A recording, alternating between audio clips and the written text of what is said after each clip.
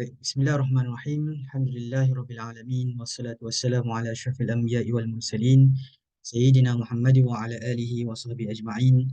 Allahumma salli wa sallim wa barik ala maulana Muhammadin nur al-mudhibi lin-nisan min wihi wa ala alihi fi kulli lamhatin wa nafasin adada ma wasi'ahu ilmuka amin. Subhanaka la ilma lana illa ma 'allamtana innaka antal alimul hakim wa la hawla wa la quwwata نويت التعلم وتعليم وتذكر وتذكير والنفع والانتفاع والإفادة والاستفادة والحث على تمسك بكتاب الله وسنة رسوله والدعاء إلى الهدى والدلالة على الخير ابتغاء وجه الله ومرضاته وثوابه وقربه سبحانه وتعالى. قال الله سبحانه وتعالى: أعوذ بالله من الشيطان الرجيم. وما كان المؤمنون لينفروا كافة فلولا نفر من كل فرقة منهم طائفة ليتفقهوا في الدين ولينذروا قومهم إذا رجعوا إليهم لعلهم يهذرون. Dan tidaklah sepatutnya orang-orang yang beriman keluar semuanya pergi berperang. Oleh itu hendaklah keluar sebahagian sahaja daripada tiap-tiap puak di antara mereka supaya orang-orang yang tinggal itu mempelajari secara mendalam ilmu agama yang dituntut dan supaya mereka dapat mengajar kaumnya yang keluar apabila mereka kembali kepada mereka. Mudah-mudahan mereka dapat berjaga-jaga dari melakukan larangan Allah Subhanahu wa taala. Wa qala Rasulullah sallallahu alaihi wasallam, "Man yuridillahu bihi khairan yufaqihu fid din." Sesiapa yang Allah inginkan kebaikan padanya, nescaya Allah akan memberi faham kepadanya dalam urusan agama. Alhamdulillah, tuan-tuan dan puan yang dimuliakan Allah Subhanahu wa taala.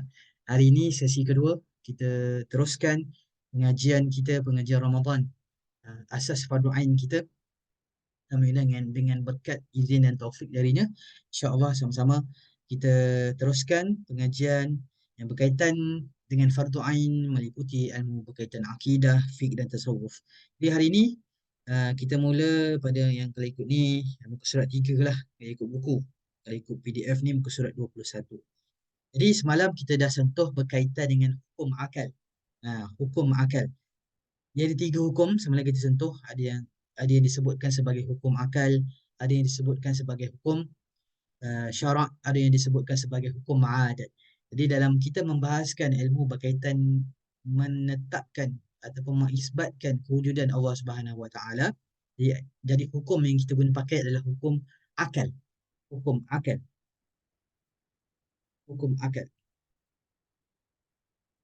Jadi saya akan bagi definisi sikit supaya nanti bila kita dengar, bila kita baca istilah wajib bagi ataupun wajibun li dalam buku yang kita akan baca ni, nanti tuan-tuan dan puan boleh faham. Jadi hukum akal ni kita bagi kepada 3, semalam kita dah bincang, cuma dari sudut definisi kita belum terangkan. Jadi ada 3: wajib, mustahil, harus.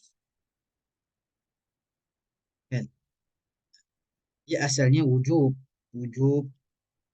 istihalah, jawaz. Ini yang betul-betul kata akal yang menghukumkan bahawa sifat itu wujub. Akal menghukumkan bahawa sifat itu istihalah. Akal menghukumkan bahawa istilah itu sesuatu itu jaiz.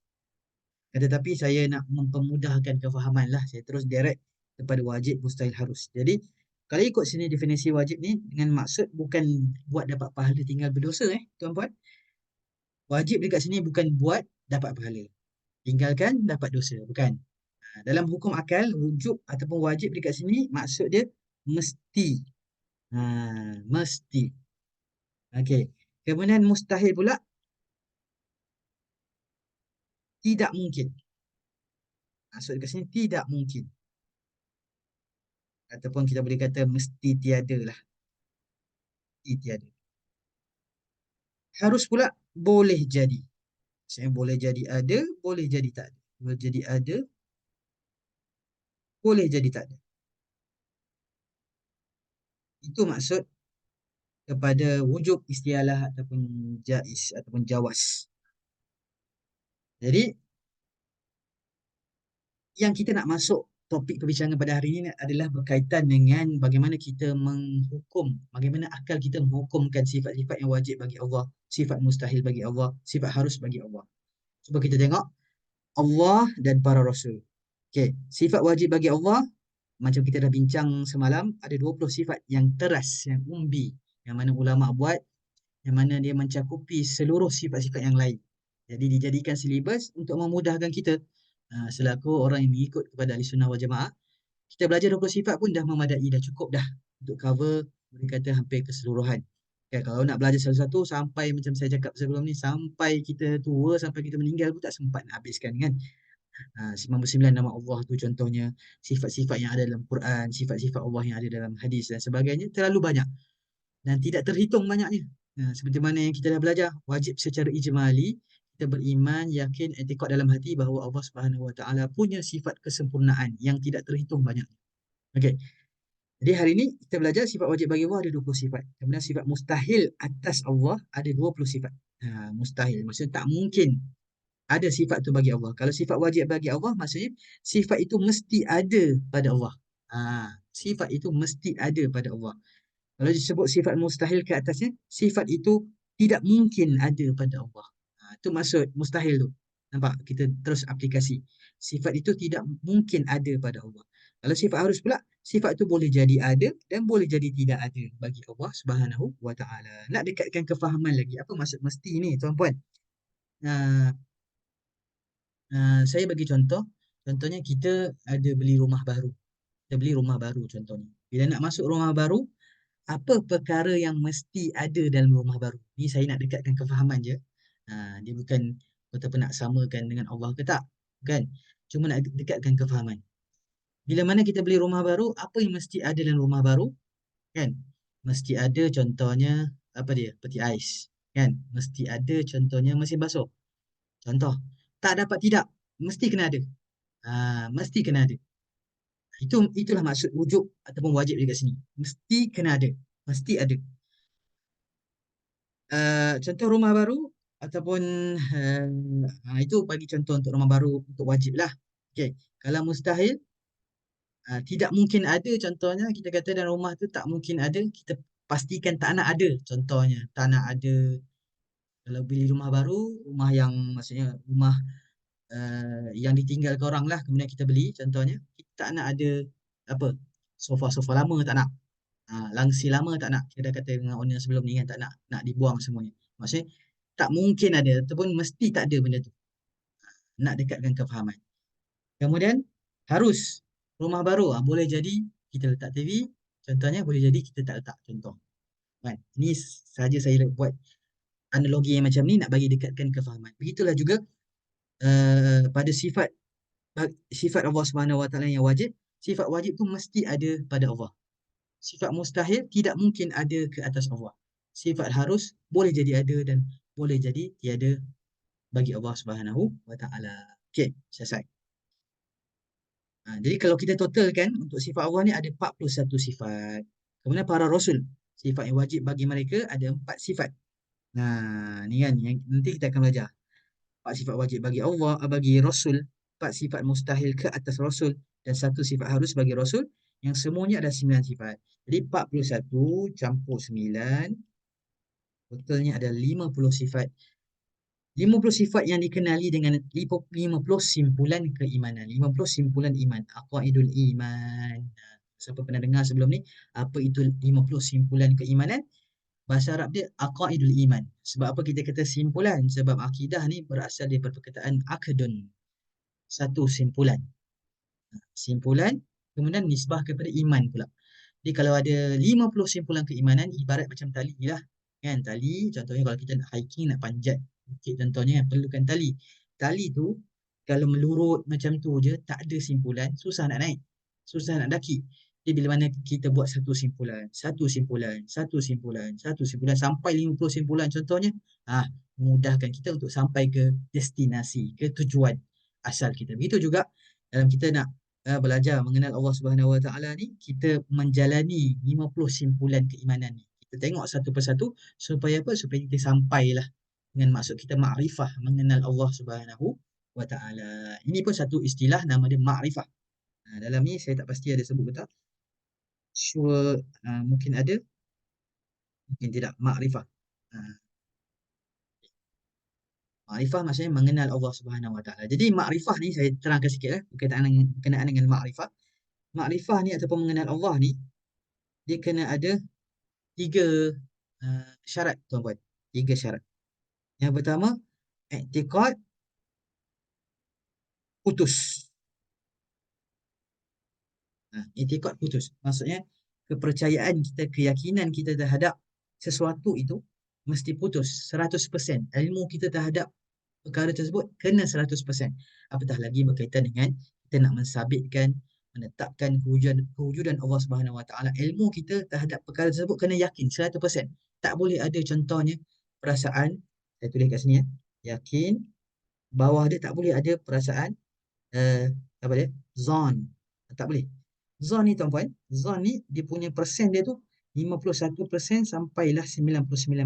Maksudnya keyakinan kita 51 sampai 99, tapi masih lagi ada contohnya kalau 99, 1% kita ragu-ragu contoh. Tak boleh. Dalam bab akidah, dalam bab kita nak menetapkan apa, mengisbatkan kewujudan Allah ni, dia tak boleh dia tak boleh ada 1% pun keraguan, kena 100%. Tu maksud i'tiqad putus. Tak boleh ada yang kedua syak. Syak ni 50-50. Tak boleh 50. Betul ke ada Tuhan? Betul ke? Betul ke tak ada? Betul ke ada? Betul ke? Dia ada macam syak, ragu-ragu. Betul ke Allah tu ada sifat mendengar? Betul ke? Kalau tak, kalau Allah ada sifat mendengar, kenapa Allah tak kabulkan doa? Contoh, dia ada perasaan yang macam tu. Kan?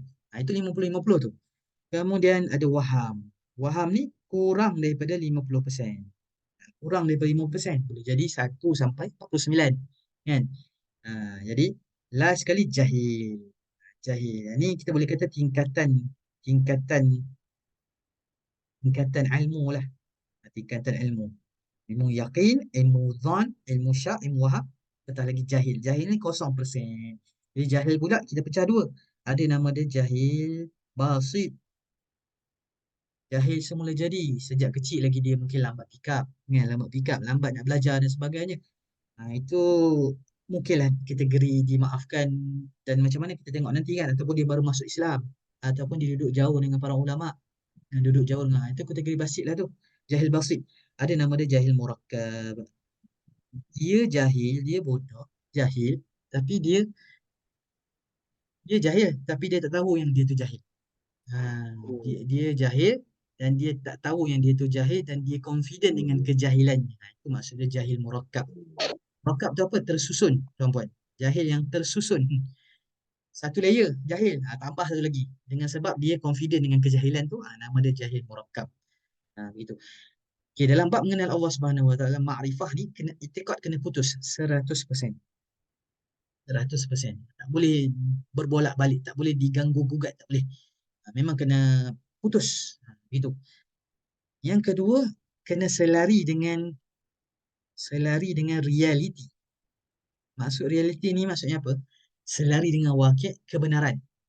Yang benar dalam bab akidah ni, yang benar adalah aliran akidah Ahlussunnah wal Jamaah. Asy'ariyah, Maturidiyah dan salafus salih yang lain. Bukannya contoh Syiah, bukannya Mu'tazilah, bukannya apa lagi Murji'ah, bukannya apa lagi Wahabiyah, bukannya Mujassimah, Musyabbihah, bukan. Ada orang confident ilmu 100%, tapi dia confident 100% yakin ilmu dia, tapi yakin terhadap aliran Mu'tazilah contohnya. Tak boleh juga. Mu'tazilah ni yang mendahulukan akal berbanding nafs. Kan? Syiah contohnya mengangkat Sayyidina Ali sampai menjadi Tuhan. Dia kuat putus 100% yakin, akan tetapi yakin kepada aliran yang salah. Tak boleh juga. Kan, yakin kepada aliran yang salah. Kita kena yakin kepada aliran yang benar, aliran yang hak, aliran yang pernah difirasatkan oleh Nabi SAW. Nabi tunjuk kepada Sayyidina Abu Musa al-Ash'ari radhiyallahu taala anhu sebagai seorang sahabat. Nabi tunjuk bahawa daripada golongan ini, daripada sahabat ini akan lahir ahlul haq, akan lahir orang yang tetap atas kebenaran. Nabi firasatkan akan lahir daripada golongan ini orang yang akan tetap atas kebenaran. Siapa keturunan yang lahir daripada Sayyidina Abu Musa al-Ash'ari? Yang lahir adalah Abul Hasan al-Ash'ari radhiyallahu taala anhu. Pelopor ataupun pengasas kepada akidah Ahlussunnah wal Jamaah. Ini semua berdasarkan firasat Nabi SAW. Nabi dah nampak dah akan datang nanti orang, akan ada satu individu yang mempertahankan, meneruskan akidah yang dibawa oleh Nabi dan para sahabat. Jadi kalau kita tengok pada hadis Nabi SAW pun, Nabi SAW pernah bersabda tentang siapa yang dikatakan sebagai tentang apa? Sekejap. Ada satu hadis Nabi SAW menyebutkan ma ana alaihi wa ashabi. Maksudnya bila berlaku perpecahan, bila berlaku kata apa, berlaku pertelingkahan, kena berpegang kepada ma ana alaihi, berpegang kepadaku dan berpegang kepada sahabatku. Siapa siapa aku di situ? Nabi kita Muhammad SAW. Siapa yang ikut Nabi SAW disebut sebagai Ahlus Sunnah.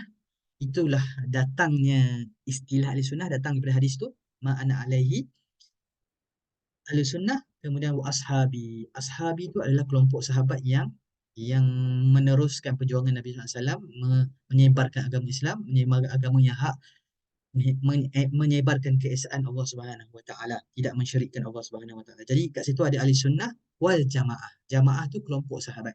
Di mana datang perkataan tu daripada hadis ni. Ma'ana alaihi wa ashabi. Jadi kita itikad betul 100%. Yakin, tapi yakin dengan aliran sunnah wal jamaah lah. Bukan yakin dengan Syiah dan lain-lain. Yang ketiga, berdasarkan dalil. Ini penting. Ini penting. Dalam bab ini penting sekali. Apa dia? Dalil kita Al-Quran dan Quran dan hadis yang mutawatir. Kalau Al-Quran pula, Al-Quran yang dia punya ayat adalah subut, memang confirm subut lah. Ayat dia subut, ayat dia qat'i dari sudut subutnya, dari sudut adanya ayat tu memang Quran memang adalah ayat tu kan.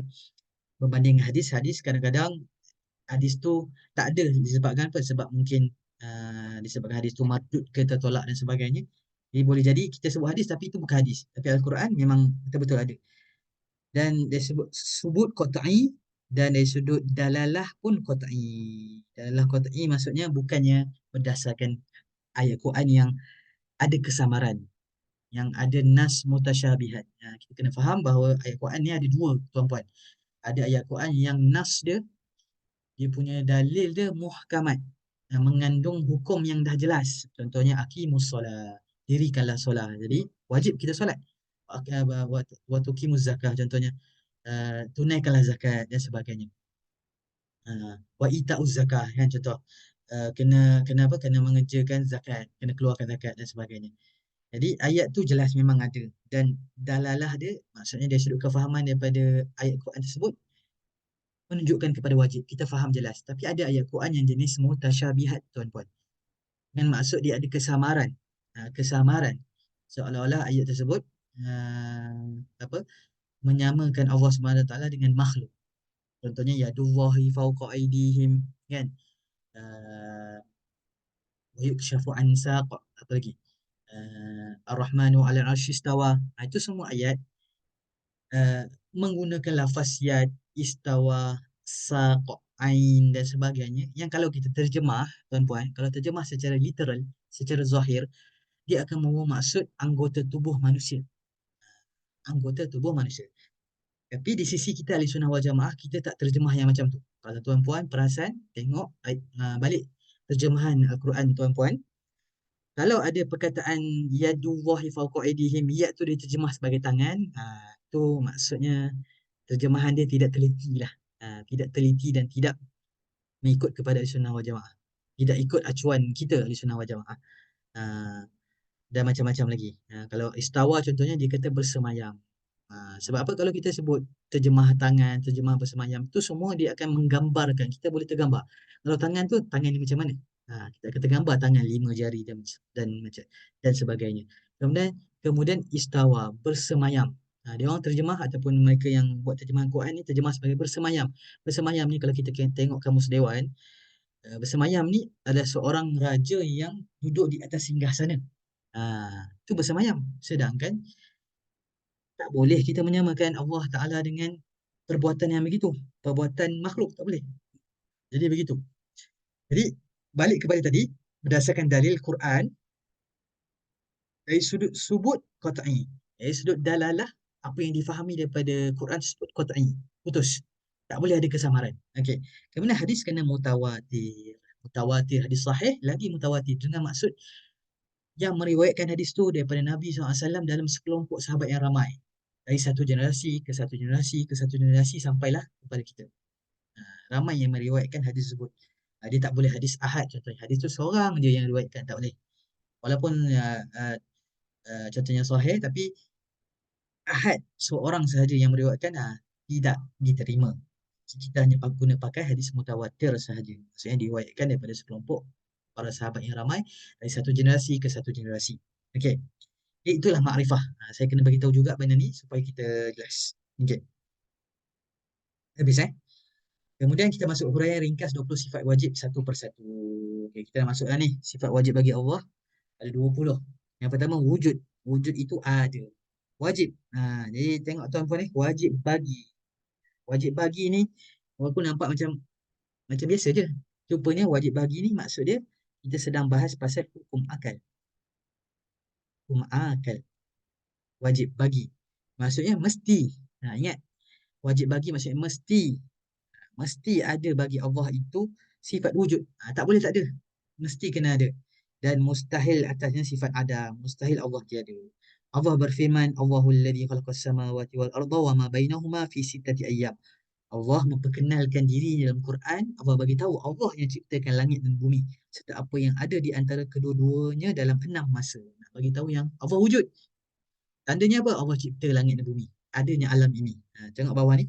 Wujudan Allah dapat dibuktikan dengan adanya makhluk. Yang ni kita boleh kata dalil Al-Quran. Tuan-puan. Dalil Quran. Dalil Quran. Kan? Kewujudan Allah dapat dibuktikan dengan adanya makhluk. Makhluk tak boleh ada dengan sendirinya. Jadi adanya Allah, adanya Tuhan, dapat dibuktikan. Kita nak buktikan ada pencipta. Ada golongan yang tak percaya yang alam ini ada penciptanya. Alam ini dia orang kata alam ini terjadi dengan sendiri. Utamanya golongan etis dan seumpamanya lah. Satu geng dengan dia, sekapal dengan dia. Dia kata alam ini terjadi dengan sendiri. Contohnya dia bersandarkan kepada teori Big Bang kan. Teori Big Bang yang mana dulunya bumi ni satu titik, kemudian berlaku letusan di langit, kemudian berpecah. Kata apa? Barulah ada galaksi-galaksi yang lain, barulah ada contohnya galaksi kita ni kan. Dan bumi dan sebagainya. Mereka kata benda tu terjadi dengan sendirinya. Sedangkan dari sudut akal pun sebenarnya kita dah boleh bangkang hujah mereka. Sebab apa? Kalau ikutkan kaedah di sini, kalau kita boleh tulis, likulli atharin mu'athirun. Ni ikut kaedah akal je. Tak payah fikir panjang-panjang. Tak payah dalil. Sebab orang etis ni awal-awal dia tolak Quran, hadis.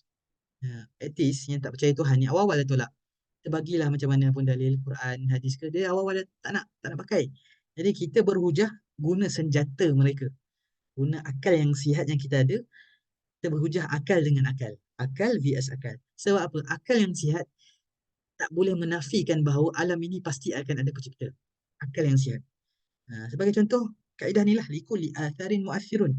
Setiap kesan pasti ada pemberi kesan. Setiap bekas pasti ada pemberi bekas. Kita pergi kat hutan, kan? Kita nampak tapak kaki. Tak kisah tapak kaki manusia ke haiwan ke dan sebagainya. Kemudian kawan kita cakap, tapak kaki ni terjadi dengan sendiri. Agak-agak kita boleh brain tak? Kita boleh macam, kau ni mana boleh terjadi dengan sendiri? Agak kita boleh masuk dalam akal kita ni. Boleh macam logik tak benda tu? Terjadi dengan sendiri. Tak. Kalaulah tapak kaki di hutan pun ada, pasti ada yang memijaknya, apatah lagi alam yang sebesar ini. Kan? Alam yang 7 petala langit, 7 petala bumi, yang dalamnya ada macam-macam haiwan, tumbuhan, manusianya yang berbagai jenis, rupa dan sebagainya. Yang sebesar ini pasti ada pencipta. Kalau tapak kaki tu pasti ada bijak, pasti alam ni ada pencipta. Itu cara kita guna akal je. Akal lawan akal sekarang ni, kita dia. Okey. Sekiranya Allah tidak, kewujudan Allah dapat dibuktikan dengan adanya makhluk. Makhluk tak boleh ada dengan sendirinya. Tak boleh ada. Ada orang cerita kat kita, saya lalu kan dekat satu lorong ada besi-besi banyak kan. Besi-besi buruk lah. Tiba-tiba besi tu terbang sendiri, kemudian bercantum, contohnya jadi robot. Jadi kereta contoh. Agak-agak kita percaya tak? Percaya sebab mana ada kereta, robot ke apa-apalah terjadi dengan sendiri. Pasti ada orang cantum, pasti ada orang welding dan sebagainya. Sama jugalah macam alam ni yang seluas jagat raya ni kan, sudah pastilah ada penciptanya. Sekiranya makhluk tidak boleh ada dengan sendirinya tanpa pencipta. Penciptanya adalah Allah Subhanahu Wa Taala. Sekiranya Allah tidak ada, Kalaulah Allah tak ada, let's say Allah tak ada. Seluruh makhluk, manusia, malaikat, langit, matahari, bulan, bintang, binatang, pokok, tumbuh-tumbuhan, pasti tak ada. Kalau pencipta tak ada, pasti semua yang disebutkan tadi tak ada. Sedangkan telah nyata depan mata kita, telah zahir kita nampak yang memang ada alam. Bila memang ada alam, sudah pastilah ada pencipta. Kerana Allah lah menciptakan semua makhluk ini. Boleh boleh tuan-puan? Itu baru satu. Itu baru yang pertama. Sifat wujud. Jadi kita gabungkan dalil Quran dan dalil akal. Sebab akal, macam saya cakap, akal ni bukannya sumber hukum. Akal bukan sumber hukum. Tapi akal Allah cipta sebagai medium untuk fikir tentang kejadian Allah Subhanahu Wa Taala. Sebab tu Nabi SAW pesan, la tafakkaru fillah, la tatafakkaru fillah, jangan kamu fikir tentang zat Allah, tafakkaru fi khalqillah. Hendaklah kamu berfikir tentang makhluk Allah, makhluk ciptaan Allah Subhanahu Wa Taala. Tengok kejadian yang Allah ciptakan sudah pastilah di sana. Ha? Sudah pastilah di sebalik kepada penciptaan tu ada pencipta. Sebab tu kita ni disarankan oleh Allah Subhanahu Wa Taala supaya kita ni berjalan di atas muka bumi, melancong lah istilah dia. Melancong, tengok muka bumi tempat orang, tengok budaya orang, tengok makhluk lain dekat tempat orang. Disebutkan dalam firman Allah Subhanahu Wa Taala, kul siru fil ardi kaifa uh, yanzuru kaifa bada al khalqa. Ni tengok betul tak saya punya baca ni. Ashraf ni. Kul siru fil ardi, kul siru fil ardi yanzuru kaifa bada'al khalqa. Berjalanlah kamu di atas muka bumi, mengembaralah kamu di atas muka bumi ini, dan lihatlah, telitilah bagaimana penciptaan awal kepada makhluk. Disuruh oleh Allah Ta'ala kepada kita supaya berjalan atas muka bumi, tengok macam mana Allah ciptakan sesuatu tempat tu, orangnya, kan, penduduknya, tumbuhannya, haiwannya dan sebagainya. Okay. Begitulah halnya. Nombor dua, kidam. Kita masuk kidam. Bismillahirrahmanirrahim. Kidam. Sedia ada. Kidam maksudnya sedia ada. Dan tidak ada permulaan. Jadi bila Allah ada sifat kidam, Allah qadim. Allah adalah Tuhan yang qadim. Okay. Best. Wajib bagi Allah bersifat dengan kidam. Sekali lagi ingat, wajib bagi Allah maksudnya mesti. Mesti Allah bersifat dengan sifat kidam. Tak boleh tak ada. Mesti Allah bersifat kidam. Sedia ada ataupun tidak ada permulaan dan mustahil ke atasnya bersifat dengan hudus. Hudus ni lawan kepada kidam, baharu. Hudus ni baharu. Maksudnya baharu ada ataupun ada permulaan bagi Allah Subhanahu Wa Taala. Ya Allah, tidak ada contohnya tarikh lahir, tak ada. Kita makhluk ada. Semua makhluk ada. Ada tarikh permulaan wujudan kita ni, ada. Saya buat timeline sikit. Ini pun kena penting juga kena tahu. Okey. Ini nama dia waktu imkan. Ini azali. Inilah apa kata apa? Sekarang.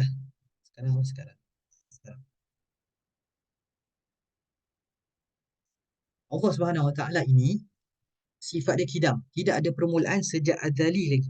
Azali itu apa? Azali ni satu tempoh yang tak ada masa, tempat, makhluk lain tak ada. Semua tak ada. Yang ada apa? Yang ada hanya Allah dan zatnya, hanyalah zat dan sifatnya sahaja, sifat ma'aninya sahaja yang ada sejak azali. Sebab tu kalau kita sebut aku ni dah duduk kat sini sejak azali lagi, contoh kan. Kalau ikut penggunaan istilah tu macam kurang tepat lah. Kita kata aku ni dah duduk dekat sini, dah kerja kat sini dah sejak azali dah bertapak dekat sini, contoh.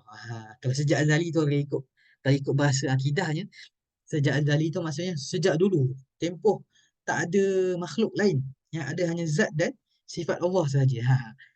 Jadi salah pengguna istilah tu, kurang tepat lah sebenarnya. Sebab apa? Sebab azali satu tempoh yang ada di sana hanya Allah dan sifatnya sahaja. Tak ada yang lain. Bila waktu yang makhluk ada? Ni waktu imkan. Waktu permulaan kewujudan makhluk, bila mana Allah Subhanahu Wa Taala mewujudkan contohnya Nur Muhammad. Allah ciptakan Nur Muhammad SAW, barulah ada makhluk yang lain. Secara ringkas saya cerita, ini waktu dia barulah ada makhluk, barulah ada, contohnya kalau kita kata dinosaur tu wujud kan, barulah ada dinosaur, kan? Barulah ada para nabi, barulah ada manusia-manusia yang lain, contohnya. Barulah ada tumbuhan, haiwan, kan, gunung gandang dan sebagainya. Gitu. Sampai waktu sekarang ni. Okay. Dia wajib bagi Allah bersifat dengan kidam, sedia ada, tidak ada permulaan, dan mustahil ke atasnya bersifat dengan hudus, baharu ada permulaan. Setakat ini boleh ya tuan-tuan? Ha, boleh cakap boleh. Okey. Allah Subhanahu Wa Taala berfirman, wal awwal wal akhir. Dialah Allah Subhanahu Wa Taala yang maha awal. Maha awal maksudnya tidak ada permulaan. Dialah Allah Taala maha akhir. Maksudnya maha akhir yang tidak ada pengakhiran. Dia yang terawal dengan maksud tidak ada permulaan. Dialah maha akhir yang dengan maksud tidak ada pengakhiran bagi Allah Subhanahu Wa Taala. Jika Allah tidak bersifat kidam, ini let's say, andaikan jika Allah tak bersifat dengan sifat kidam, jika Allah tak bersifat kidam, maka dia bersifat dengan hudus. Tuhan tu bersifat dengan hudus. Jika Allah baharu ataupun hudus, maka dia memerlukan pencipta. Sebab apa? Setiap perkara yang hudus, setiap perkara yang baharu, pasti ada pencipta. Macam kita, makhluk semua baharu. Baru. Apa yang kita tengok hari ini, depan mata kita semua baharu. Baru. Setiap perkara baharu, kalau kita tengok, mesti ada pencipta dia. Tengok meja ni, yang buat siapa? Penghilang kan? Yang laptop ni yang buat siapa? Penghilang. Orang lah maksudnya. Pasti ada pencipta dia. Kalau Tuhan tu ada sifat kidam, maka pasti ada pencipta kepada Tuhan. Ha, bila ada pencipta kepada Tuhan, siapa pula yang menciptakan pencipta kepada Tuhan tu? Jadi, kita tengok kat sini, jika Allah baharu ada, maka dia memerlukan pencipta untuk menjadikannya. Ia mustahil kerana ia akan membawa kepada daur. Ini istilah mustahil dalam akidah. Berpusing-pusing lalu kembali kepada asal dan tasalsul. Bersambung-sambung terus-menerus tanpa ada kesudahan. Cuba tengok catatan bawah tu dia kata. Contoh daur ialah Tuhan A. Macam ni lah saya buat. A, B, C. Tuhan A dijadikan oleh Tuhan B, Tuhan B dijadikan oleh Tuhan C, Tuhan C dijadikan oleh Tuhan A balik. Dia akan jadi macam tu, berpusing-pusing. Jadi perkara daur ini adalah mustahil sisi Allah Subhanahu Wa Taala dan juga tasalsul A, B, C, D. Contoh Tuhan A dicipta oleh Tuhan B, Tuhan B dicipta oleh Tuhan C, Tuhan C dicipta oleh Tuhan D. Sampai tak berkesudahan. Tak ada pengakhiran. Jadi daur dengan tasalsul ni di sisi kita, di sisi Allah Subhanahu Wa Taala mustahil. Mustahil. Apa maksud mustahil tadi? Tidak mungkin. Tidak mungkin berlaku kepada Allah Subhanahu Wa Taala. Boleh faham? Itu yang kedua. Ringkas. Boleh eh? Kalau boleh cakap boleh. Hmm. Kalau tak faham boleh boleh tanya insya-Allah. Menambah kekal dengan maksud tidak ada pengakhiran. Bakoknya Allah, kekalnya Allah dengan maksud tidak ada pengakhiran. Ada ayat Quran wa yabqa wajhu rabbika dzul jalali wal ikram. Allah Subhanahu wa taala kekal wajah. Kalau kita terjemah wajah tu bahasa Melayu muka lah. Ni kan kiranya orang-orang yang tak cakna bab akidah ni dia akan terjemah muka. Muka kalau sebut muka akan terbayang lah. Jadi muka manusia, muka haiwan kan. Dia akan terbayang. Jadi terbayang-terbayang ni sebenarnya tak boleh. Tak boleh. Sebab tu ada satu kaedah lagi, mahma tasawwur bibalika fawwahu bi khilafi dzalika. Apa-apa yang tergambar pada fikiranmu tentang Allah Subhanahu Wa Taala, fawwahu bi khilafi dzalika. Allah itu bersalahan dengan apa yang kau fikirkan. Terbayang Allah ni sekian sekian contohnya kan. Tak boleh. Terbayang je terus pancung, terus cantas. Tak boleh Allah eh, bersifat dengan sifat begitu. Apa yang kita bayangkan tak tidak sama sekali. Begitu. Okey. Wajib bagi Allah bersifat dengan baqa.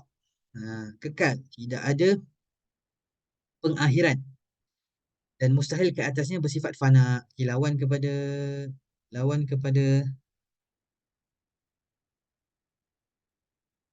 kepada baqa adalah fana, binasa. Mustahil ke atasnya bersifat dengan adam ataupun fana, binasa, ataupun turu'ul adam, kedatangan tiada ataupun binasa, ada pengakhiran. Okay. Allah Subhanahu Wa Taala berfirman, "Huwal awwal wal akhiru wal zahir wal batin. Allah Maha akhir, Maha awal, Maha akhir. Maha awal dengan maksud tak ada permulaan, Maha akhir dengan maksud tidak ada pengakhiran bagi kewujudan Allah Taala. Jika Allah tidak bersifat dengan baqa, let's say kan, andaikan jika Allah tak bersifat dengan baqa, contohnya Allah bersifat dengan fana, binasa. Binasa. Bila Allah binasa, mustahil ke atas Allah kerana ia adalah sifat kekurangan. Dan maha suci Allah daripada sifat kekurangan. Binasa ni pun sifat makhluk kalau kita nak adjust. Binasa pun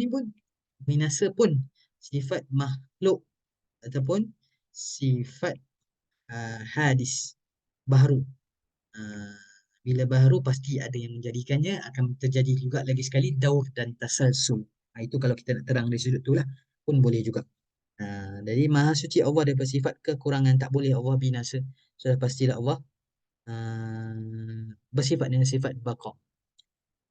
Yang keempat, mukhalafatuhu lil hawadis. Mukhalafatuhu lil hawadis. Bersalahan Allah dengan semua perkara yang baharu. Ataupun bersalahan, tak serupa Allah dengan makhluk. Jadi dalam kita belajar ni juga, makhluk ni dia ada banyak terms dia, istilah dia. Makhluk, beberapa istilah yang saya akan sebutkan ni semua merujuk kepada makhluk. Yang pertama makhluk, yang kedua hadis, makhluk juga. Yang ketiga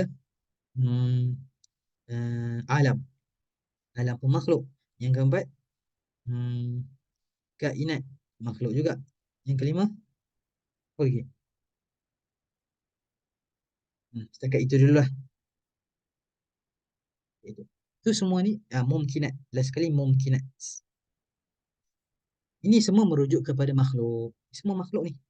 Jadi Allah bersalahan dengan segala perkara yang baharu, segala makhluk. Allah bersalahan dengan segala perkara yang baharu dengan maksud segala makhluk. Allah bersalahan. Dari sudut apa? Cuba kita tengok. Cuba kita tengok sini. Kat sini ada tak? Kalau ada, saya tak terangkan. Cuba tengok sikit kat sini. Please. Okay. Kita tengok kepada sifat makhluk dulu. Makhluk, okay, makhluk semua ni kan. Makhluk ni ada dua. Ada yang terdiri daripada jirim, ada yang nama dia ard. Kalau Allah, kita guna istilah zat dan sifat. Kalau makhluk, kita guna jirim dan ard. Makhluk ni ada jirim. Jirim ni boleh jadi jirim, boleh jadi jisim, ataupun jauhar. Ni belajar bab ni sikit lah. Ilmu makulat sikit. Ilmu alat, nak faham akidah ni. Memang jisim ni boleh dibelah bahagi. Kan jauhar firid ni tak boleh. Contohnya atom, semua kecil-kecil lah kan. Benda kecil. Jisim ni boleh potong, boleh dibelah dan sebagainya. Di sini benda lah, benda kita semua. Ni ringkas jirim. Kemudian arad. Arad ni ada 4. 2, 3, 4. Kan? Boleh jadi arah. Boleh jadi keadaan. Boleh jadi tempat. Boleh jadi bilangan. Arad ni kita boleh kata ni lah sifat. Sifat. Tapi bahasa makhluk dia arad. Makhluk ada arah atas, bawah, kiri, kanan, belakang kan. Keadaan contohnya makhluk boleh duduk, boleh berdiri, boleh berjalan, boleh merangkak, boleh datang, boleh pergi. Itu keadaan. Boleh bersemayam. Itu makhluk. Kemudian tempat. Makhluk berhajat kepada tempat. Contohnya dia aina, jap. Masa.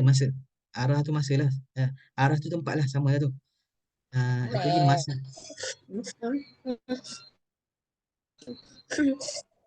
Masa.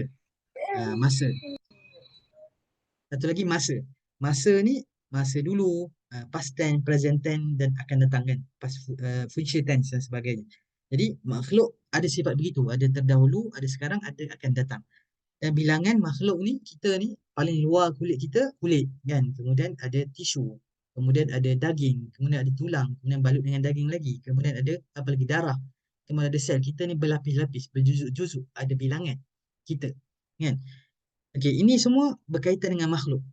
Allah Subhanahu Wa Taala ini bersalahan dengan dua-dua benda ni. Bersalahan dengan semua ni. Allah tak sama dengan jirim ni, tak sama dengan arab.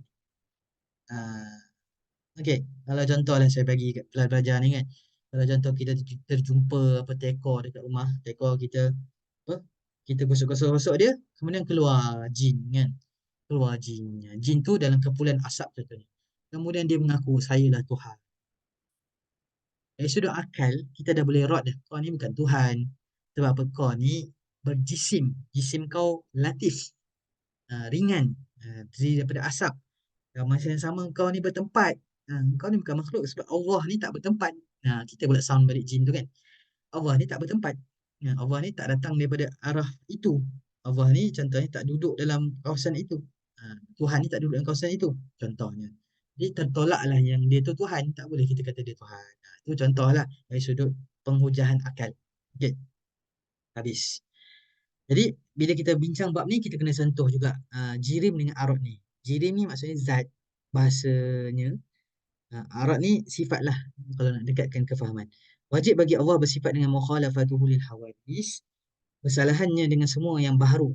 Allah bersalahan. Tak boleh Allah sama dengan makhluk, tak boleh. Nanti dia bagi dalil bawah ni. Tidak serupa dengan makhluk dan mustahil ke atasnya bersifat mumatsalatu. Tak boleh kita samakan Allah dengan perkara baharu, tak boleh. Sebab tu saya cakap tadi awal, tak boleh kita kata Allah tu duduk atas arash, Allah bersemayam atas arash, Allah ada muka, Allah ada tangan, Allah ada kaki, wajah, mata dan sebagainya. Tak boleh. Ustaz, ni ada orang yang ni lah, yang bangkang kita lah Ustaz. Tapi dalam Quran sebut apa? Dan dalam Quran kan ada sebut tangan, muka, wajah. Okey. Cakap dengan dia, tuan puan, tanya dia balik. Tuan puan tanya dia balik, sebutkan pada saya, cari dekat saya mana perkataan muka, M-U-K-A dalam Quran. Ada tak? Mana perkataan tangan? Mana perkataan bersemayam dalam Quran? Ada tak? Ha. Cerita dia sekarang, Al-Quran ini turun dalam bahasa Arab. Bila bahasa Arab, kan, perlu difahami juga dia punya makna dalam bahasa Arab. Tak boleh kita terjemahkan. Apatah lagi ini berkaitan dengan Allah Subhanahu Wa Taala. Dia akan bercanggah kalau kita terjemah tu muka, tangan, wajah, kaki tu, dia akan bercanggah dengan surah Al-Ikhlas ayat last sekali. Walam yakul lahu kufuwan ahad. Allah tu tak serupa, tak sekufu pun dengan makhluk sesuatu pun. Allah tak sama pun dengan makhluk dengan satu pihak, satu inci pun tak sama. Satu pihak pun tak sama, tak setara, tak sekufu dengan makhluk yang lain. Tak sama dengan, dan juga bercanggah dengan ayat Quran yang bawah ni. Kita baca, laisa kamitslihi syai'. Tidak ada satu pun yang sepertinya. Tak ada satu tak ada satu pun yang sama dengannya. Kalau kita terjemah macam tu, seolah-olah kita dah bercanggah dengan ayat Quran. Dari sudut tu dah boleh kata perkalahkan dah boleh kata apa rod, dah boleh bangkang dia kan. Tak boleh kita terjemahkan ayat Quran yang mana ayat Quran tu zahir, menunjukkan kepada anggota tubuh. Yang mana anggota tubuh tu kalau kita terjemahkan juga, hmm, dia akan bercanggah dengan ayat Quran yang lain. Ayat Quran mana ada bercanggah? Tidak ada percanggahan antara ayat Quran dengan ayat Quran, tak ada. Okey, begitu. Jadi Allah sama sekali tidak serupa dengan makhluk dalam semua perkara, sama ada zat, sifat dan perbuatan.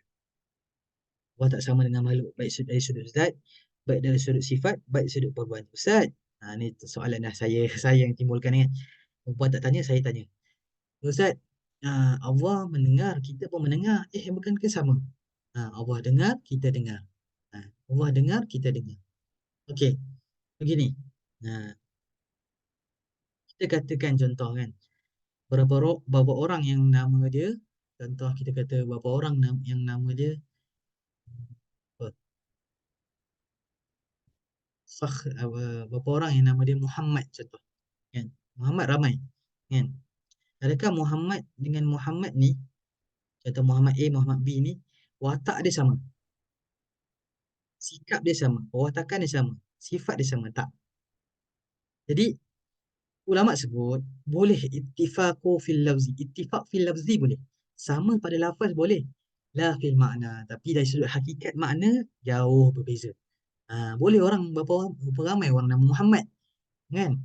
Tapi ada je Muhammad, nama je Muhammad tapi perangai contoh kan, perangai dia berlawan dengan yang empunya nama Muhammad SAW tu kan, Nabi kita. Ah, Itu maksud dia. Boleh nama sama ittifaq fil lafzi, tapi dari sudut makna boleh. Hakikat dia berbeza.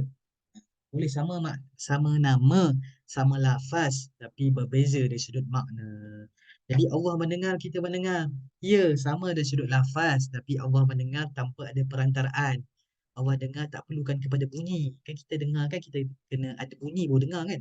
Allah Subhanahu Wa Taala boleh dengar je suara hati kita walaupun tak ada bunyi.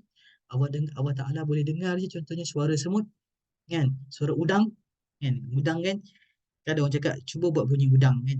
Ha, mana ada udang mana ada suara contoh kan. Tapi Allah dengar. Ha, gitu.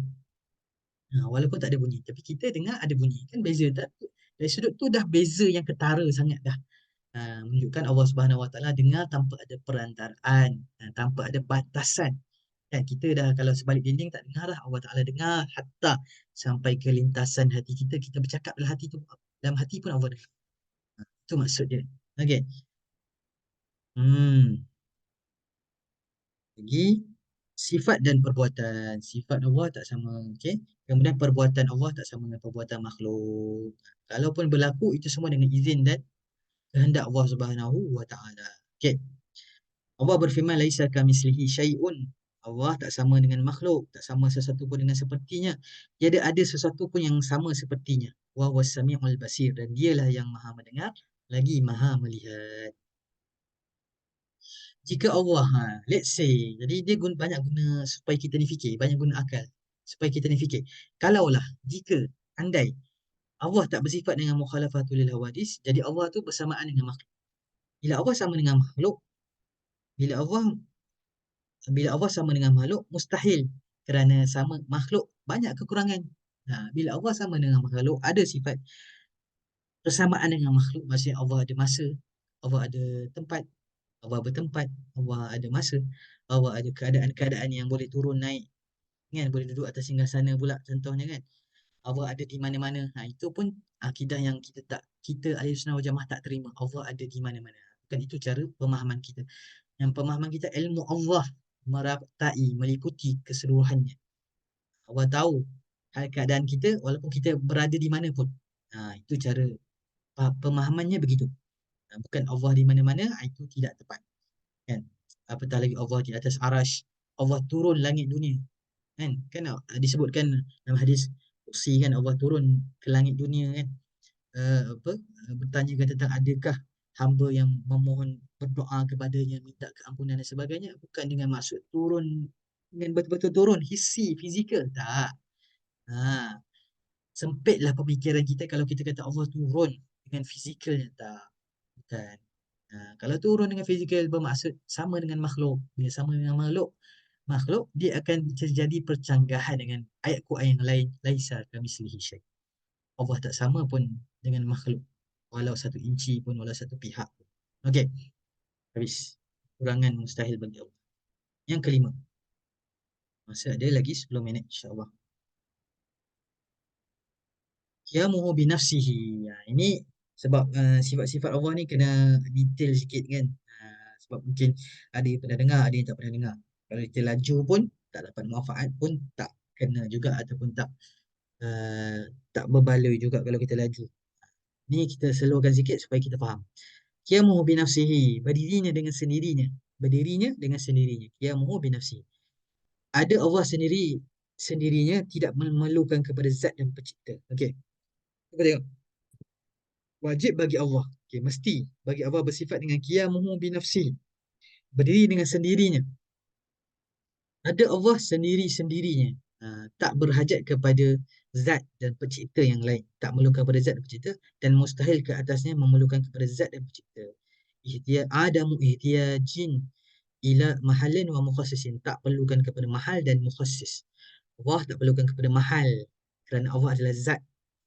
Dan dia tidak perlukan kepada pencipta. Mahal ni kita boleh kata zat lah. Allah tak perlukan zat yang lain. Tak perlu. Macam kita perlukan zat lain. Kita kan siapa? Kita jirim kan? Kita jisim. Kita perlukan jisim yang lain. Contoh kita perlukan jisim untuk duduk. Kita perlukan apa lagi? Jisim-jisim yang lain. Kereta lah, apalah. Kan? Uh, jadi Allah tak berhajat kepada zat je yang lain. Tak perlu. Dan tak perlukan kepada pencipta mukhassis, tak perlu kepada pencipta untuk menjadikannya, kerana dialah qadim. Dialah qadim dan dialah pencipta segala sesuatu. Dialah yang menciptakan segala. Dialah yang menciptakan yang asalnya makhluk pertama yang diciptakan iaitu Nabi Muhammad. Sejak dari itu barulah ada makhluk-makhluk yang lain, dialah Allah Subhanahu Wa Taala yang menciptakan. Ah, okay, kita tengok innallaha laghaniyun 'anil 'alamin. Allah Subhanahu Wa Taala maha kaya, terkaya.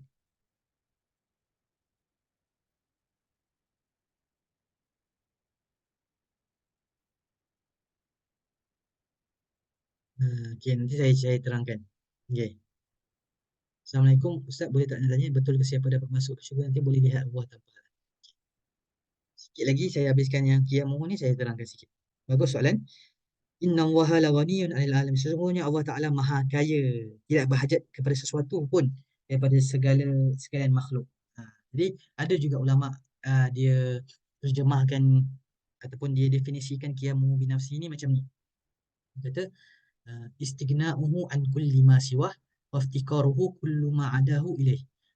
Istighna'uhu an kulli ma siwah, terkaya Allah Subhanahu Wa Taala daripada makhluk yang lain.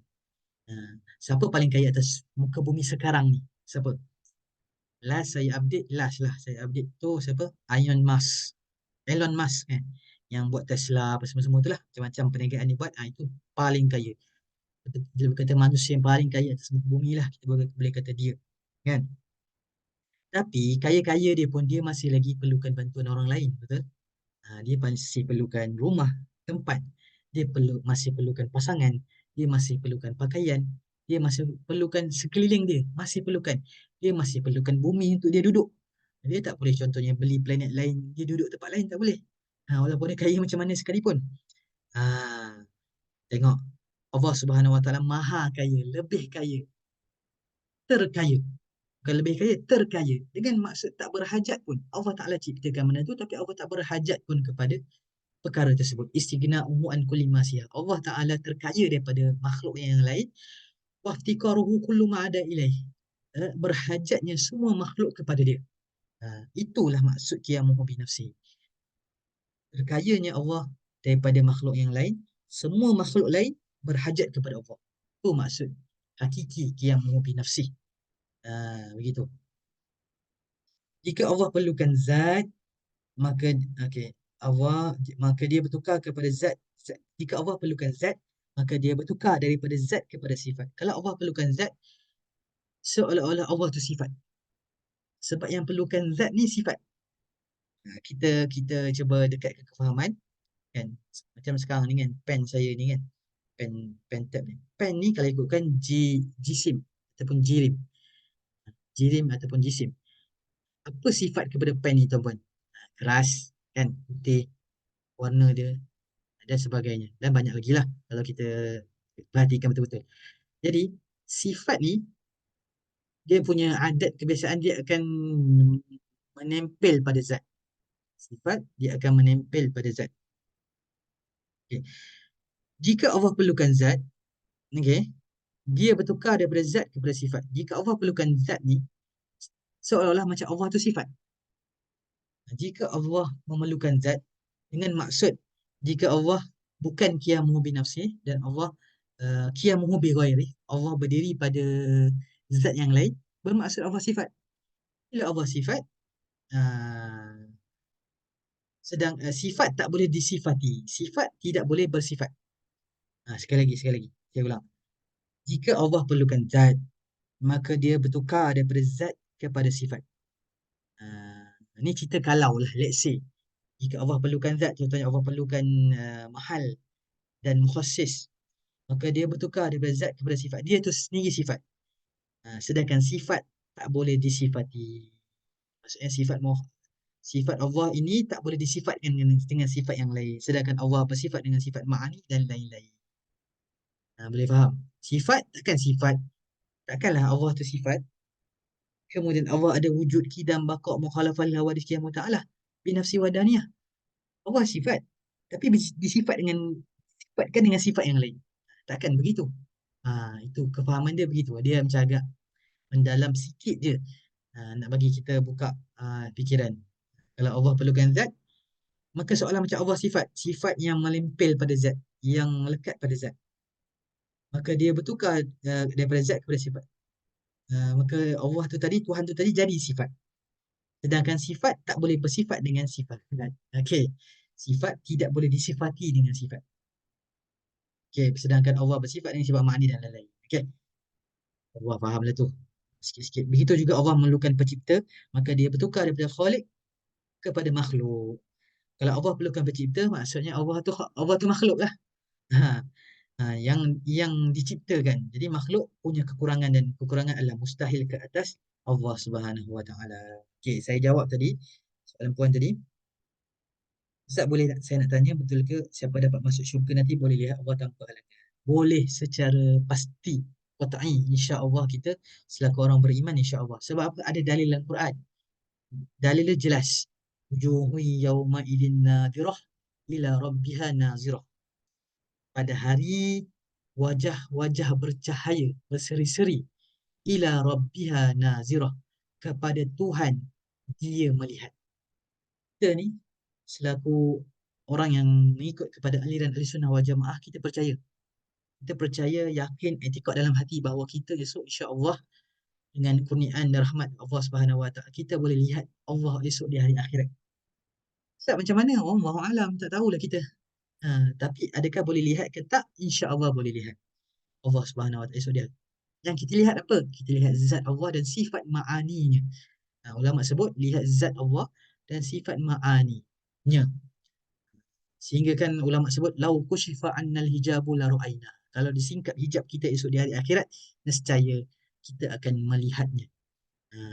Tapi yang berlaku yang kita semua dengar kan, perbahasan baru-baru ni, perbahasan tentang bolehkah melihat Allah dengan mata kepala ataupun apa maksud melihat Allah dalam ayat Quran tu? Adakah melihat dengan mata kepala ataupun melihat dengan maksud bertambah pengetahuan kita terhadap Allah Subhanahu Wa Taala? Itu furuk, itu bab cabang. Tapi ahli sunnah sepakat bahawa kita semua boleh melihat Allah Subhanahu Wa Taala esok di hari akhirat. Zat dan sifat makni. Ya, faham? Uh, yeah. Mudah-mudahan kita boleh lihat Allah tanpa ada halangan lah. Tanpa ada halangan. Mungkin disebabkan kita mahjub. Biasanya orang masuk syurga ni insya-Allah lah. Insya-Allah boleh lihat Allah Subhanahu Wa Taala. Dan bahkan itu adalah nikmat yang paling besar sekali. Orang dah tak pandang dah.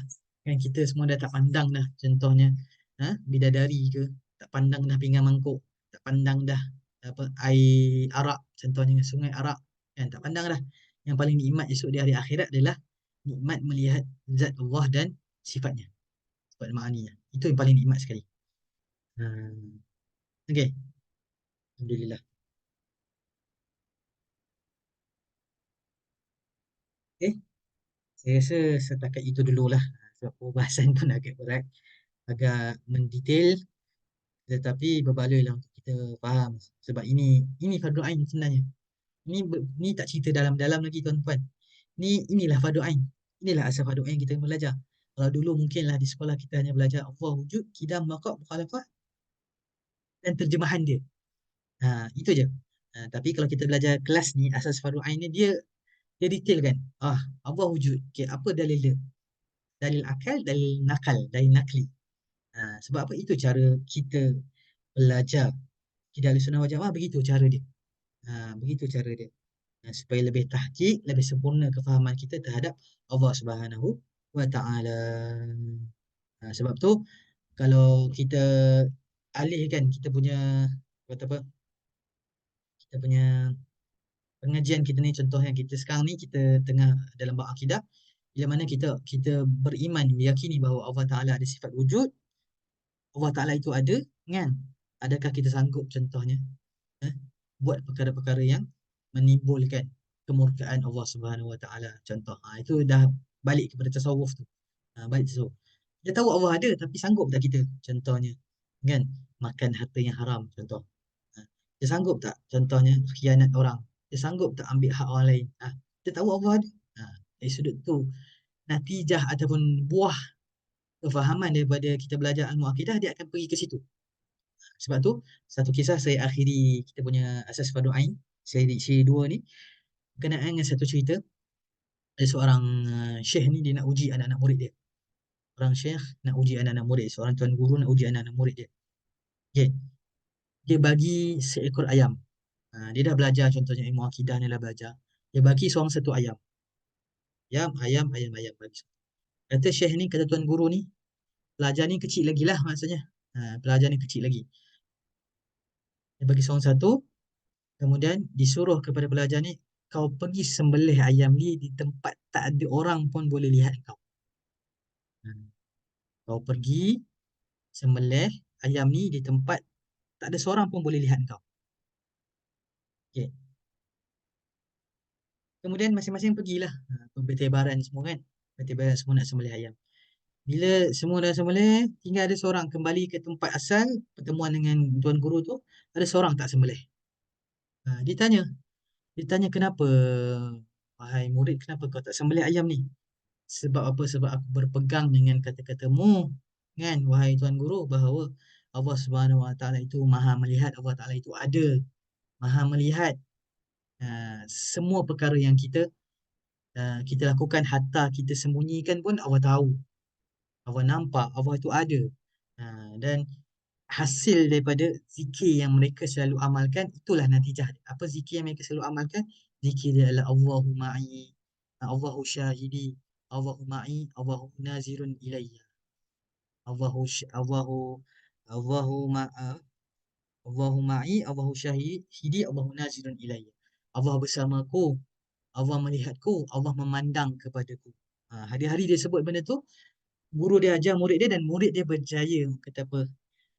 Natijah daripada pengajaran guru kepada murid dia itulah diterjemahkan melalui perbuatan dia. Dia tak sembelih ayam tersebut kerana mengetahui bahawa di sana ada Allah Subhanahu Wa Taala yang memandang, memerhatikan segala perbuatan kita. Itulah natijah, buah hasil daripada kita belajar ilmu akidah. Sebenarnya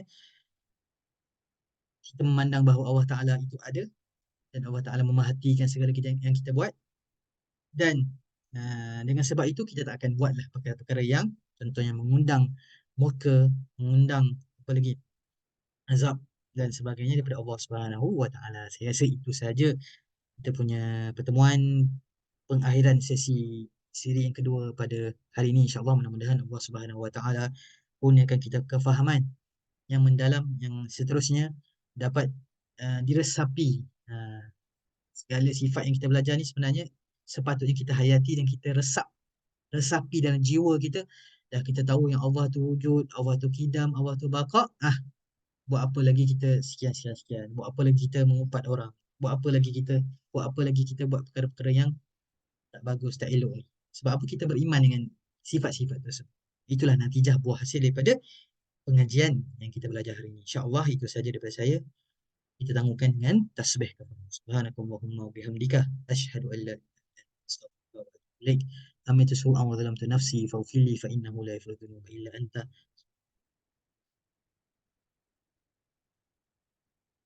Wal afu minkum wassalamu alaikum warahmatullahi wabarakatuh.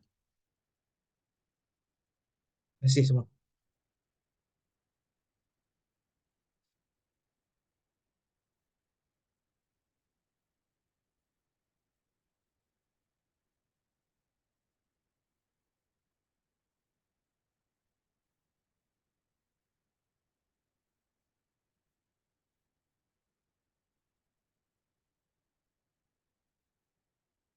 Sama-sama.